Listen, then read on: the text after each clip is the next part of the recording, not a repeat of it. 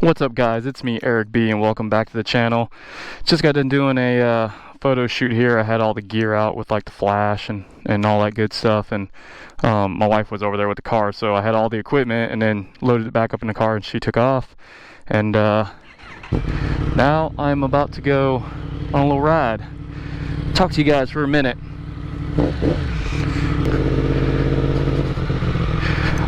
Alright, so in this video I just want to do a little 30-day assessment of the FZ-10 here. Give you guys my thoughts and what I think about it so far.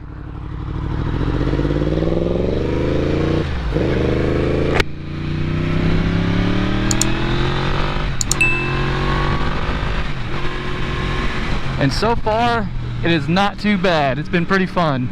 So I met up with Fastlane D in Georgia and we did a little collab.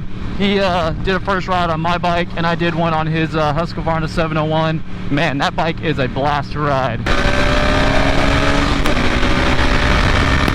If you guys haven't been on one yet, definitely check it out. Probably something I plan to get in the future. What's this guy doing coming up on me?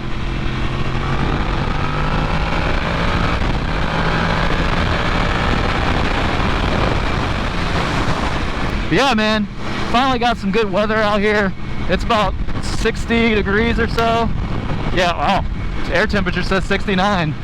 So we had a lot of rain the past couple days. It was really cold over Christmas.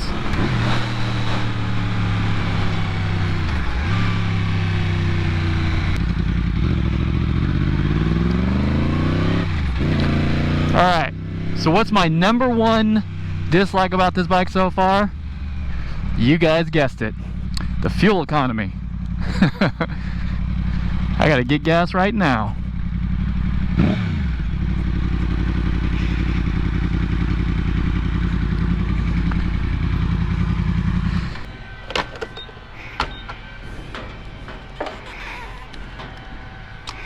Boop, boop, boop. There we go. She's now topped off.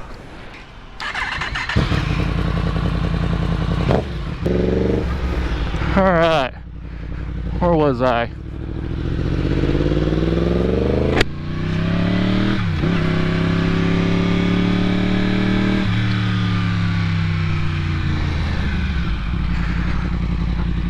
Alright, so the second thing that sucks on this bike is the brakes. They are not that great. I mean, they're good enough for, you know, just day-to-day riding around, you know, normal Joe riding, doing their thing. But if you plan on hitting some twisties or taking this thing to the track, you definitely need to upgrade the brakes. I think here in the near future, I'm probably going to go ahead and upgrade the brake pads. I've heard that that does wonders for it. Possibly the brake lines. I don't know.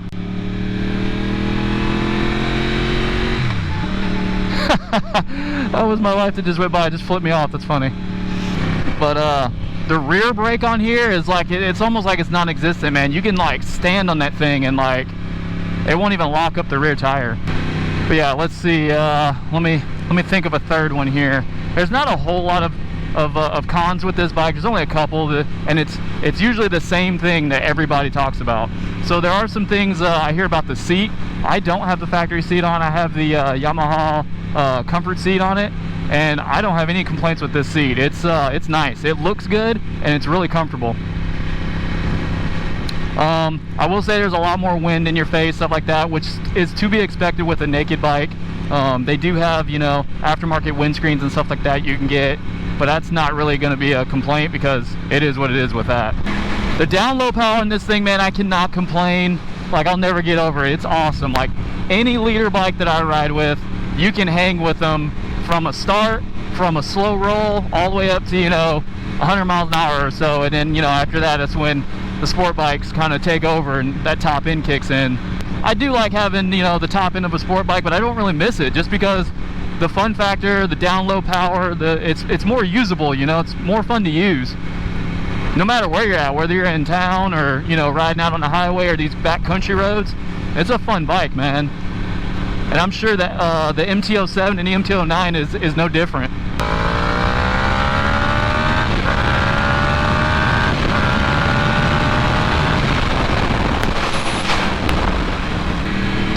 Alright, looks wise, I love the way that this thing looks. It's kind of hit or miss with this one. You know, over something like the MT-09 or MT-07. The MT-10 is like you either hate it or you love it. Obviously it has that robotic transformer look to it, and a lot of people do like it. I mean, I've heard a lot of people say, oh, I don't like it because it's kind of busy, it's bulky and everything. But man, I really do like the styling. Handling isn't bad. You can flow this thing around, even though it is slightly heavier than a standard sport bike. This thing will still get down, man.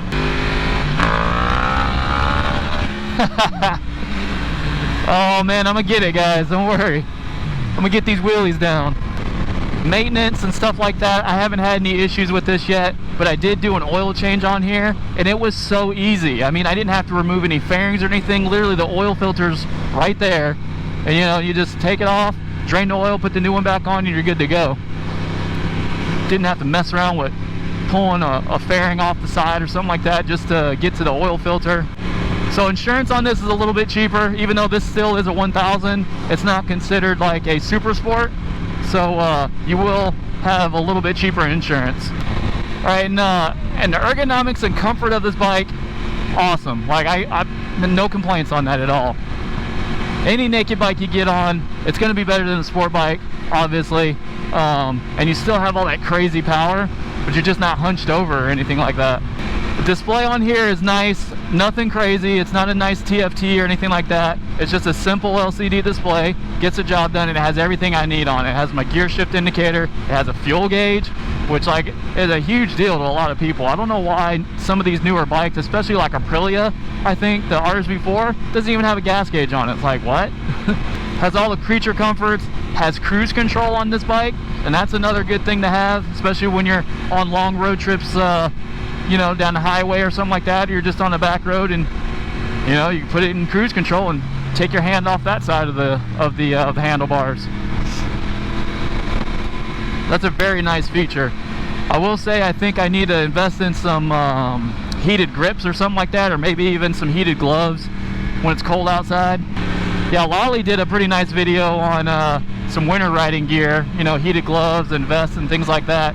And definitely go check that out if you're looking for some of that stuff. Her link's right up here.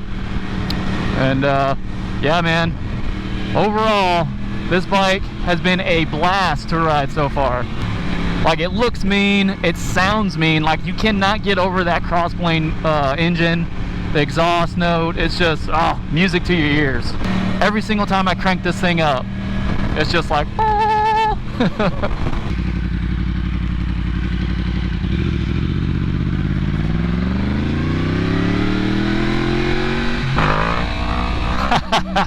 oh my gosh, first gear is so awesome. Uh-oh, a mirror. Oh, come on. The mirror's loose now.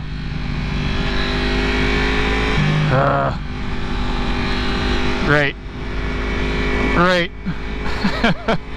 Well, that sucks. Fix that when I get home. But man, if you guys got a chance to get your hands on one of these or looking to get one, you will not be disappointed at all, man. I'm glad I got this bike. Get my mirror fixed.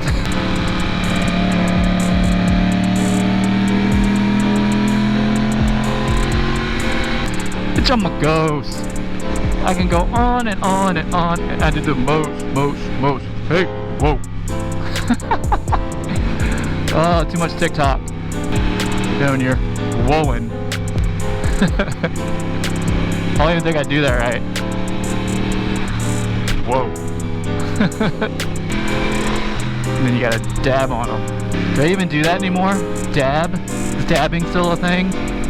Yeah, you know what time it is, baby. Oh my god, it's our jam! This is our jam. This is our jam, ladies. Come on. Oh my god. It's Starbucks time. Yeah, Starbucks. Curbside. No, don't want to park there. Excuse me. I'm coming through. Guess I'll park right here. I do my little dance. So go grab my drink and bring it out here. That was delicious. Do you guys drink Starbucks at all? Or do you guys despise it? I usually just go there and I get me a hot white chocolate mocha. So yummy. Oh man, left my key in my pocket. Ah, dang it. Come on. The coffee isn't that great though. I used to think it was good back then. Now I'm on this Black Rifle coffee kick. This stuff is good. Ah, that was the other negative that I have about this bike. The location of where the key is. So you gotta like get it down below the clutch cable here and the handlebar to put it in there. It's kind of a pain in the butt. They need to like relocate that like higher up or in a new position or something. But yeah, that was the other bad thing.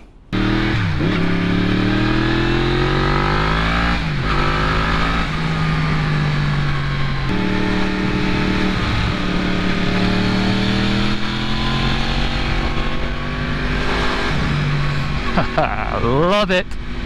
Alright guys, that's my little quick assessment of the bike over the short amount of time that I've had it so far. Only a couple things that kind of suck about the bike.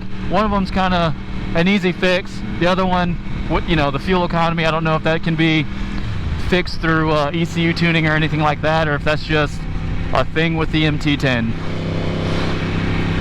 Yeah guys, if you guys have got any comments or questions, just go ahead and leave them down in the comment section below. And if you're new to the channel, as always guys, be sure to subscribe, and I will see you guys in the next one. Peace.